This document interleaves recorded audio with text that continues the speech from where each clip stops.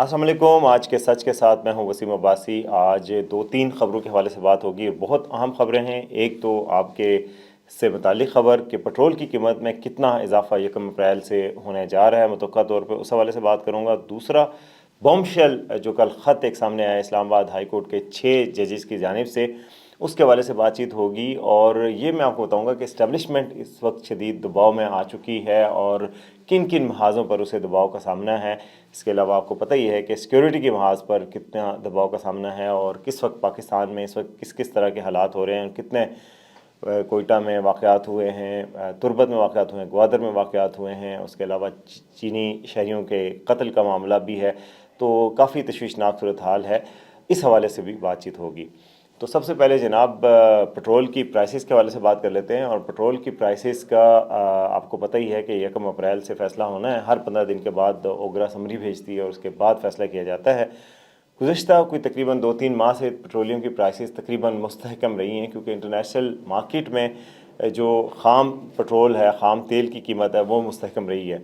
मगर अब ख़ाम तेल की कीमत में $4 का इजाफा हुआ और $81 से तकरीबन $85 ख़ाम तेल की कीमत हो चुकी है। पाकिस्तान में डॉलर की कीमत में कोई इजाफा ख़ास नहीं बल्कि कमी देखी जा रही है मुसलसल। और इस वक्त 279 रुपये पे ट्रेड कर रहा है और मज़ीद उसके कम होने के भी इम्कानात मैंने आपको बताया था। तो डॉलर की कीमत मुस्तहकम है, मगर इंटरनेशनल मार्केट में ख़ाम तेल की कीमत में इजाफा हुआ है, तो जिसकी वजह से पाकिस्तान में पेट्रोलियम मसनूआत की कीमतों में इजाफा मुतवक्के है। और ये एक बुरी ख़बर जो होगी अनफॉर्चुनेटली आप लोगों के लिए, मेरे लिए, हम सब के लिए।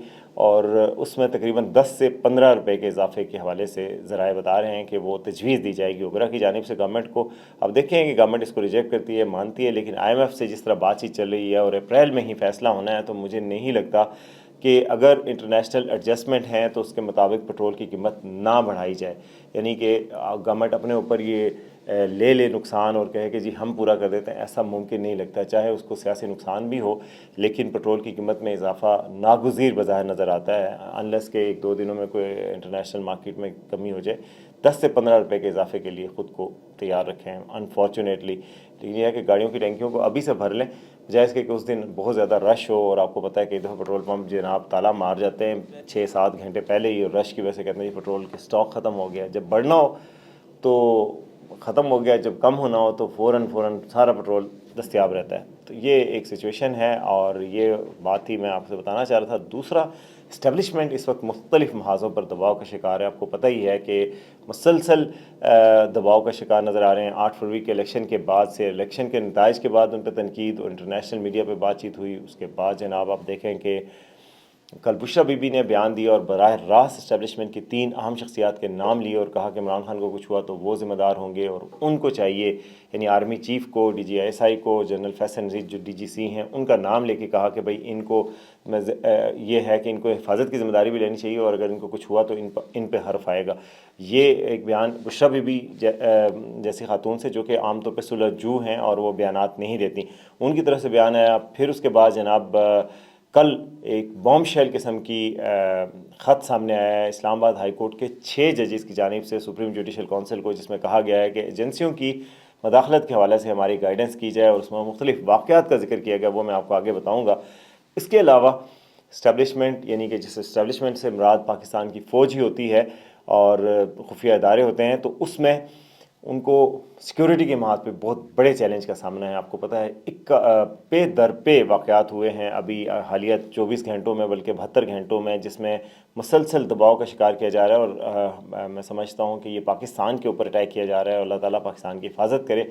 कम से कम इस महाज पर, जो सिक्योरिटी के महाज पर हुआ है, एक नेवल बेस को अटैक किया गया है बलूचिस्तान में। उसके अलावा ग्वादर को अटैक किया गया था। उसके अलावा आपको पता है चीनी शहरियों को बशाम में निशाना बनाया गया और 5 चीनी शहरियों की हलाकत भी हुई है। और चीन और पाकिस्तान के दरमियान ताल्लुकात को नुकसान पहुंचाने की कोशिश की जा रही है और उसमें नुकसान पहुंच सकता है, क्योंकि चीन इस मामले पे बड़ा सीरियस होता है। उसमें पिछली दफ़ा भी जब ये वाक़या हुआ था एक डैम के हवाले से पिछले साल, तो उस पर बहुत काम रुक गया था और चीन ने बहुत बुरा मनाया था और पाकिस्तान ने उनकी सिक्योरिटी की एक इंतहानी कराई थी। स्पेशल एक डिवीजन क्रिएट किया गया था और फॉरेन नेशनल की सिक्योरिटी के लिए एक्स्ट्रा मैयर्स लिए गए थे, लेकिन उसके बावजूद ये वाक़यात नहीं रुक रहे और कल फिर वाक़या हुआ।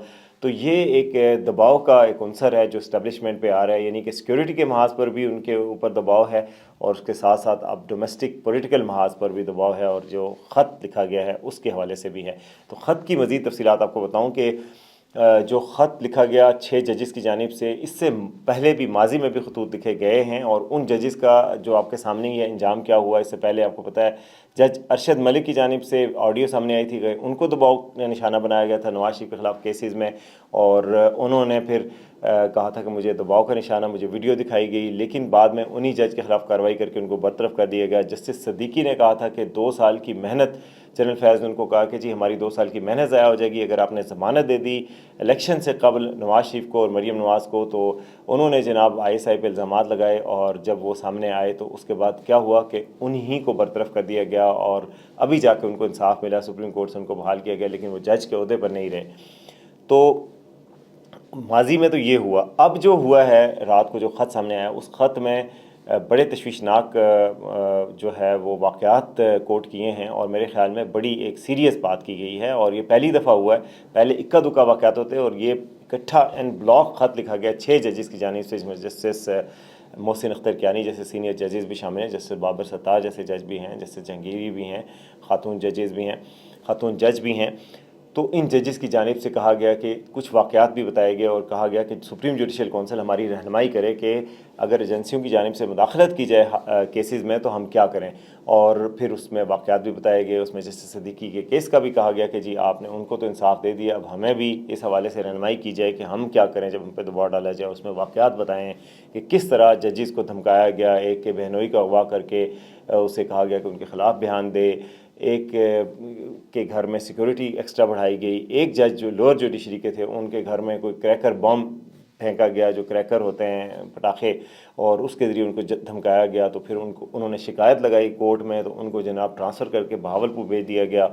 یہ واقعات سارے لسٹ کیے ہیں انہوں نے اور لکھ کے بھیجا ہے تو سپریم جوڈیشل کونسل کو۔ تو قاضی فائز عیسیٰ پر بھی دباؤ بڑھ گیا ہے اس خط کے بعد۔ یہ بہت ہی یعنی ایک میجر ڈیولپمنٹ ہے، بڑا خطرناک قسم کا خط لکھا گیا ہے۔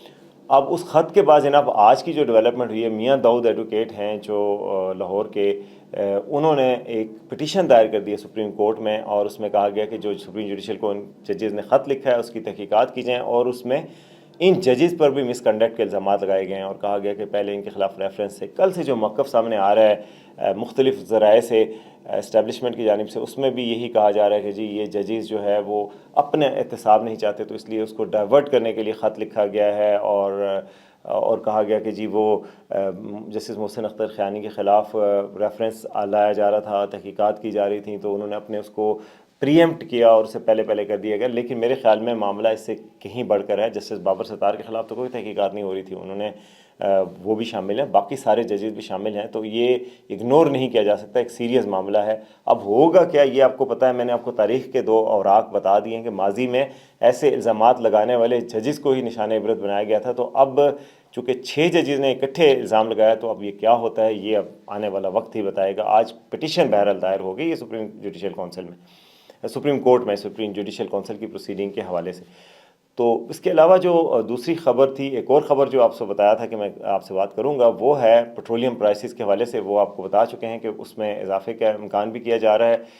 اسٹیبلشمنٹ کے حوالے سے جو میں نے آپ کو بتایا کہ دباؤ جو ڈالا گیا ہے، اس میں چینی خاص طور پر جو چینی باشندوں کا قتل ہے وہ بڑی سیریس نوعیت کی بات ہے۔ باقی تو حملے جو ہے وہ اسٹیبلشمنٹ کی جانب سے کہا گیا کہ ہم نے ان کو ناکام بنا دیا گیا، لیکن جو چینی حملہ کامیاب ہوا ہے اس پہ پاکستان میں بھی تشویش پائی جاتی ہے، چائنا میں بھی تشویش پائی جاتی ہے، اور باقاعدہ پاکستان میں وزیر اعظم وزٹ کیا ہے انہوں نے، اور اعلیٰ حکام نے بھی وزٹ کیا ہے چائنیز سفارت خانے میں، اور ان سے کنڈولنس بھی کی گئی ہے، لیکن یہ معاملہ یہیں پہ رکتا نظر نہیں آ رہا، اور یہ اس کو میں سمجھتا ہوں یہ پاکستان کے نیشنل انٹرسٹ پہ اٹیک کیا گیا ہے، اور گوادر بھی ظاہر ہے آپ کو پتہ ہے وہاں چائنیز انٹرسٹ ہیں، اور کہا جا رہا ہے کہ جی اس میں ایفرٹ کی جا رہی ہے کہ چائنا کو پاکستان سے دور کیا جائے۔ آپ کو پتہ ہے چائنا ابھی افغانستان کے معاملے پہ بھی انوالوڈ ہے، اور چائنا افغانستان کی ڈیولپمنٹ میں بھی انوالو ہے، تو پاکستان کا ابھی افغانستان کے حوالے سے بھی تنازع چل رہا ہے۔